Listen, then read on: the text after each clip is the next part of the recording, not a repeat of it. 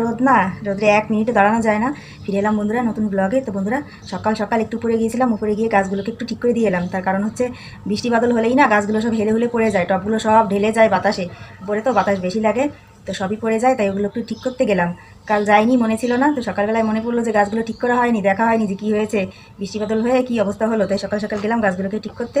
তো ঠিক করে দিয়ে এলাম। তো এত রোদ না বলার মতো না, একদিন বৃষ্টি হয়ে কাল বৃষ্টি হয়েছিল, একটু ভালো হয়েছিল, পরিবেশটা একটু ঠান্ডা হয়েছিল, আবার জেলাও সেই কদু হয়ে গেছে, আবার গরম, প্রচণ্ড গরম, খাকা করছে রোদ, রোদ্রে 1 মিনিটও দাঁড়ানো যায় না, পুরো জ্বলে যেতে হয়, এত তাপ রোদ্রে, এত তাপ হয় রোদ্রে, বাবা 1 মিনিটও থাকা যায় না রোদ্রে। তো গাছগুলো ঠিক করে দিয়ে এলাম। তার আগে তো অনেক স্কুলে রেখে এলাম, ওকে স্কুলে রেখে এসে ঘরে পুজো দিয়ে তারপরে গেছি এসে পরে গাছ তুলতে। হ্যাঁ, এবার হচ্ছে আমি খাবো হচ্ছে এখানে সিঙ্গাড়া, কাল বিকালবেলায় সিঙ্গাড়া বানিয়েছিলাম, এই তো অনেকগুলো বানিয়েছিলাম, তো খাওয়া হয়েছে। আর 4টে ছিল না, 4টে না 6টা জানি ছিল, অনেশের বাবা খেয়েছে, অনেশা 2টো খেয়েছে, আবার আমার জন্য 6টাই ছিল, 2টো রেখেছে।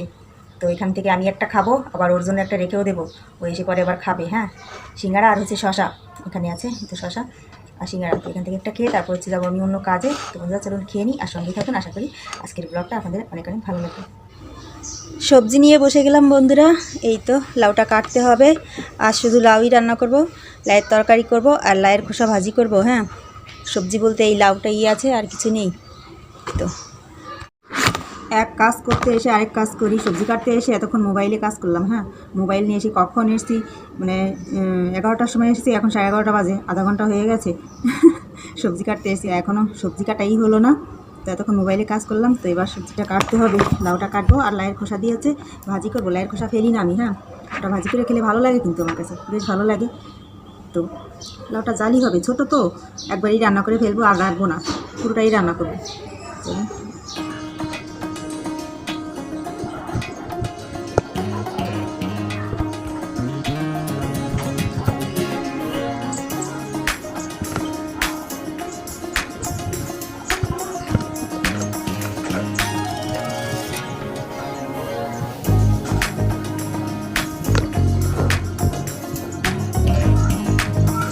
রান্না হয়ে গেল বন্ধুরা, একবার আপনাদেরকে দেখিয়ে দিই লাউয়ের তরকারিটা কত সুন্দর হয়েছে, রুই মাছ দিয়ে করেছি, আর এটা লাউয়ের খোসা ভাজি।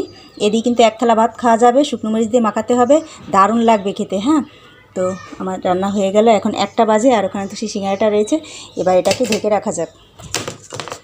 আজ তাড়াতাড়ি রান্নাটা হয়ে গেল, খোল রে বাবা। এই তো এখনও খাওয়ার সময় হয়নি, লাঞ্চের সময় এখনও হয়নি। হ্যাঁ, যদি কারেন্ট না থাকে আর বাইরে যদি বাতাস না থাকে তাহলে কিন্তু ঘরে টেকা যায় না, খুবই গরম আর ধুমধুমে একটা ভাব থাকে। তবে এখানে সবসময় বাতাস থাকে, কত সুন্দর, সবসময় বাতাস থাকে, পাশে বাগান আছে তো ওই সাইডে, তার জন্য এখানে সবসময় বাতাস থাকে।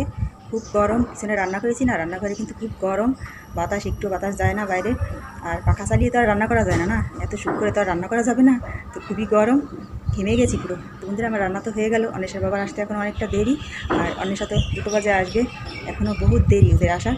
তো আমি এখানে দাঁড়িয়ে একটু বাতাস খাবো, হ্যাঁ, ভালো করে পেট ভরে এই বাতাসের সাথে কোনো বাতাসের তুলনা নেই, পাখার বাতাস ভালো লাগে না, গরম গরমই থাকে, ঘরে খুব গরম, আর রাস্তায় তেমন বাতাসও নেই, তো এখানে একটু একটু বাতাস আছে, খুব ভালো ভালো লাগছে, তো এখানে একটু দাঁড়িয়ে আছি। তো বন্ধুরা ঠিক আছে, আজকের ভিডিওটা এখানেই শেষ করছি, ভালো থাকবেন সবাই, দেখা হচ্ছে আবার নতুন ভিডিও নিয়ে।